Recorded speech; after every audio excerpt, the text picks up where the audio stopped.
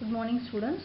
In today's class we are going to see the topic smart antennas.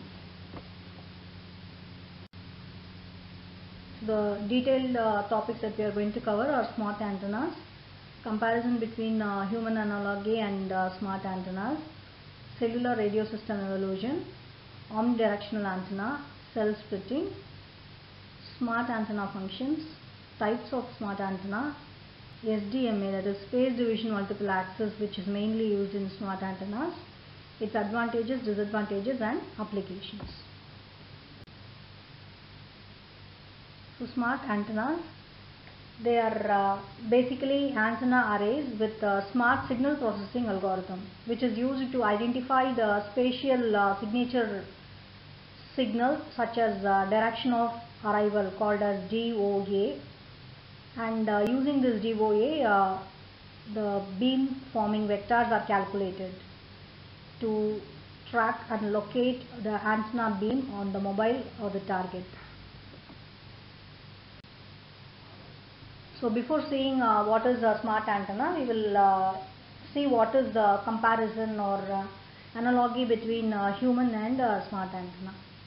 So assume that we have a speaker who is speaking with two different people. So depending upon the presence of two different people, he can easily identify who is speaking, because the signal from the two different speakers will reach the receiver, that is a person who is listening, at different time delays, right? So the person who is listening, being a human, has a brain which processes and identifies the direction in which the signal is received, and he can give the prompt answer to concerned people who are available in different directions.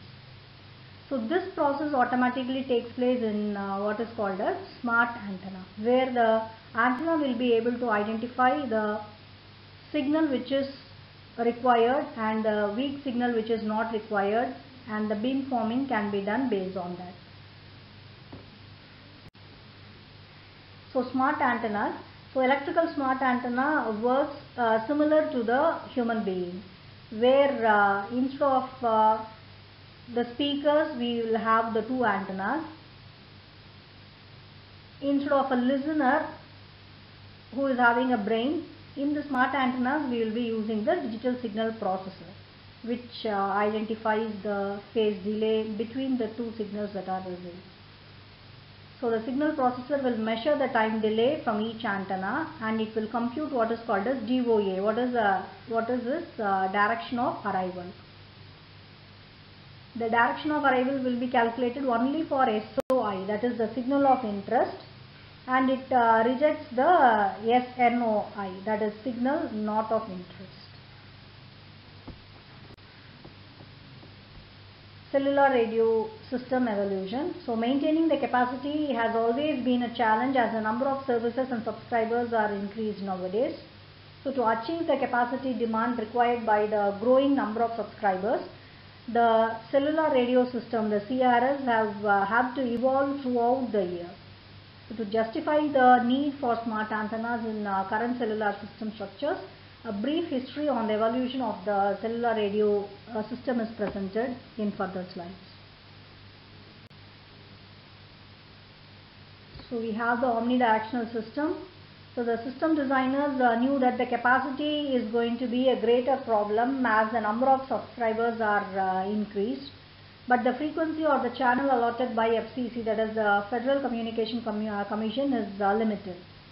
So there needs to be a way where different subscribers are allotted with this restricted limitations. So to achieve this capacity required for thousands of subscribers, a suitable cellular structure has to be designed. As the number of users is increased, the interference also is going to increase, so the capacity is going to reduce. So intermediate solution has to be taken into account to accommodate all these issues. So to accommodate all these issues and offer a solution, the whole space is divided into smaller subcells of hexagonal shape, and this process we call as cell splitting, and each and every cell will have its own base station. as shown in the diagram here. Cell splitting. Cell splitting subdivides a congested cell into smaller cells called as microcells, each with its own base station and a corresponding reduction in antenna height and transmitted power. Cell splitting improves the capacity by decreasing the cell radius r and keeping the d/r ratio unchanged. The disadvantage of cell splitting are the cost incurred for installation of new base stations, because each and every cell has to have a separate base station. So as the number of cells increases, then the handoff issues also will come into picture. Handoff means it is the process of transferring the communication from one base station to another when the mobile unit is traveling from one cell to another. It can be a cell or it can be between a microcell. So higher the processing load per subscriber also occurs in cell splitting. Smart antenna functions. Basically, the smart antenna is going to perform two main functions. One is the estimation of DOA, called as direction of arrival, and based on which beamforming is done. The estimation of direction of arrival, that is DOA. In smart antennas, there are many algorithms which are used to identify the DOA of a signal. Some of the algorithms are MUSIC and ESPRIT.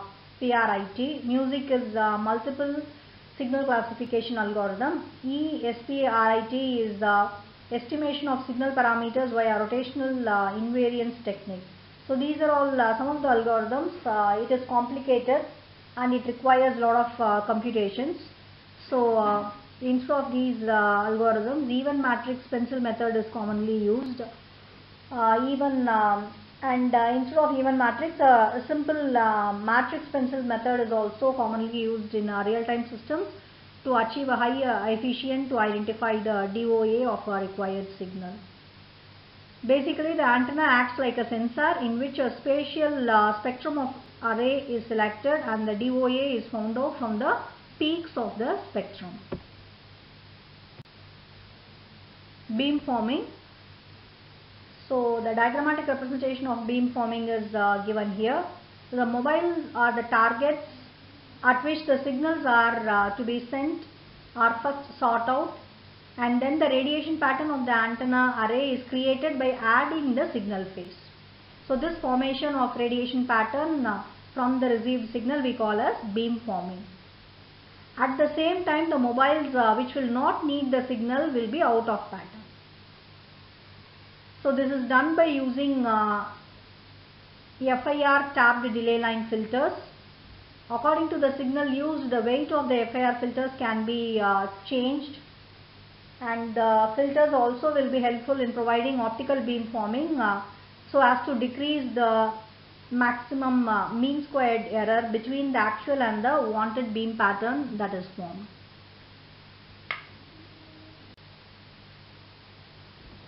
So let's move on to the types of smart antennas. The smart antenna systems are basically classified into switched beam antennas and adaptive array antennas. Switched beam smart array, they are further classified into single beam directional antenna and multi-beam directional antenna. And adaptive array is further classified into single user beamforming and multi-user beamforming. Switched beam system. As you can see in the diagram, we have multiple beams, but only one dark beam is active here. Multiple fixed beams with one beam turned on towards the desired signal, or a single beam that is steered towards the desired signal is called as switched beam system, which is subdivided into single beam directional antenna and multi-beam directional antenna.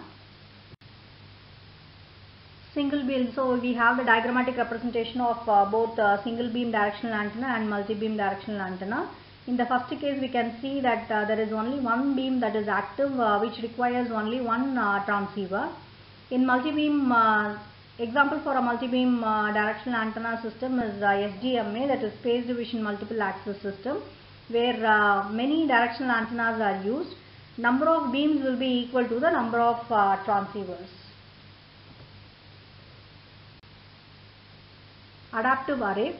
Adaptive array systems can locate and track the signals. It can easily identify the users as well as the interferers and dynamically adjust the antenna pattern to enhance the reception while minimizing the interference using the signal processing algorithm. That's why we call it as adaptive. It can easily identify the users and interferers.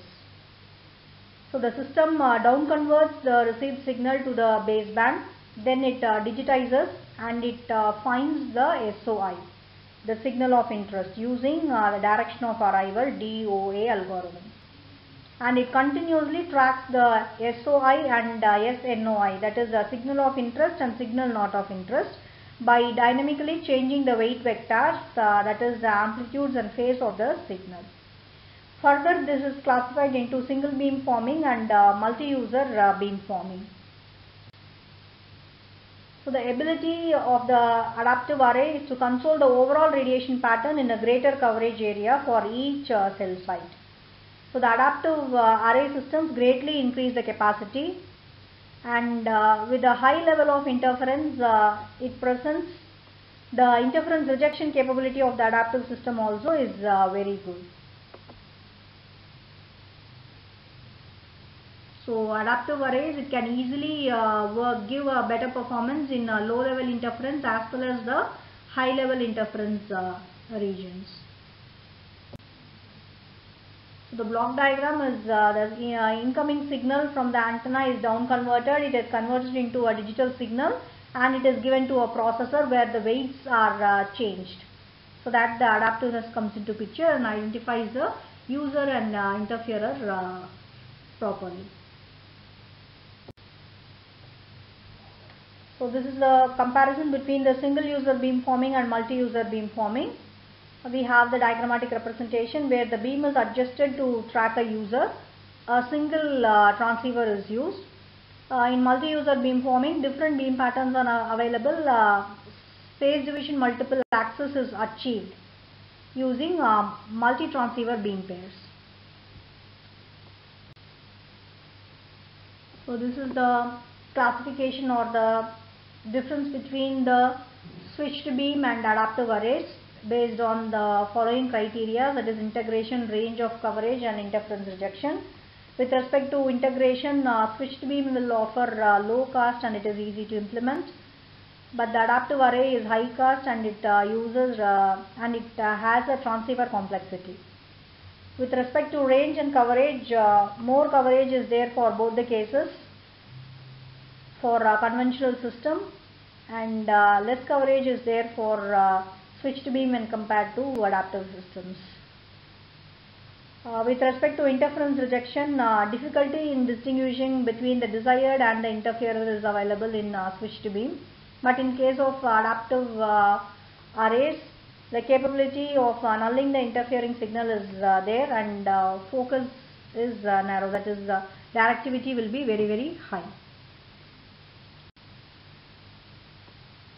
So space division multiple axis SDMA is one of the most sophisticated technology that is used to achieve the adaptive array. So more than one user can be allotted to the same physical communication channel in the same cell. It is accomplished by having n parallel beamformers at the base station operating independently, where each beamformer has its own adaptive beamforming algorithm, that is DOA algorithm, to determine the time delay of different users. This SDMA technology will improve the interference suppression capability, as well as it increases the frequency reuse, resulting in increased capacity and reduced infrastructure cost. So this is the block diagram of space division multiple axis, where different users operating with different frequencies will be identified separately. It is more sophisticated utilization of smart antenna technology. This is basically based on the concept that the signal arriving from a distant source reaches the different antenna at different time. So used on this due to their spatial distribution, that is why it is called as space division multiplexing. So based on this concept, we determine the adaptive, or we design the adaptive array.